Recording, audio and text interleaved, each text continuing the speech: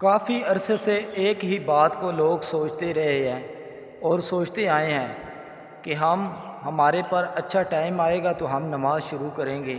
لیکن دوستو، اچھا ٹائم کبھی بھی نہیں آتا جب تک آپ نماز شروع نہیں کرتے۔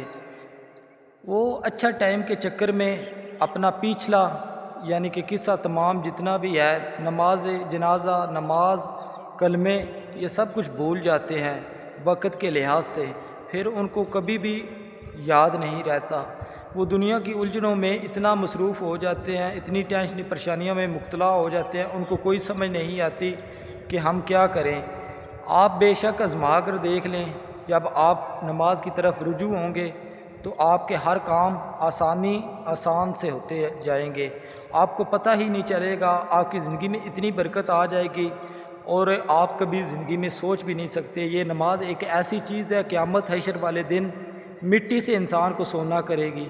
نماز جو ہے یہ ہمیں خدا کو ملاتی ہے اور ہمارے ارادے جو ہے مضبوط کرتی ہے۔ انسان کے اندر ایک اچھی خواہش پیدا ہوتی ہے اور اچھا بولنے کی، یہ بھی انسان کے اندر ایک خوشحالی، یعنی کہ ایسے سمجھے بھائی، یعنی کہ جیسے انسان خوش رہتا ہے، جیسے زندگی میں خوشحالی آ گئی ہو، تو ایسے انسان خوش رہتا ہے۔ اور یقین کرے، نہ جانے کب پھر زندگی مہربان ہو جائے، انسان کو پتہ نہیں چلتا۔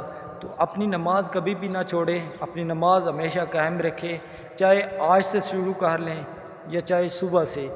تو آپ ایک بار ارادہ تو کریں، لیکن میں ایک بات اور آپ سے شیئر کرنا چاہتا ہوں۔ جس بات پہ آپ ضد کرتے ہیں کہ یار یہ مجھ سے ہوگا نہیں، یا میں یہ کر نہیں سکتا، یا پھر کبھی کروں گا، یہ انسان کے خود کنٹرول میں ہوتا ہے۔ لیکن اس ضد کو بھی ضد بنائیں کہ میں نے پڑھنی ہے اور پڑھنی ہے، تو یقین کریں آپ کے ہر کام آسان ہو جائیں گے۔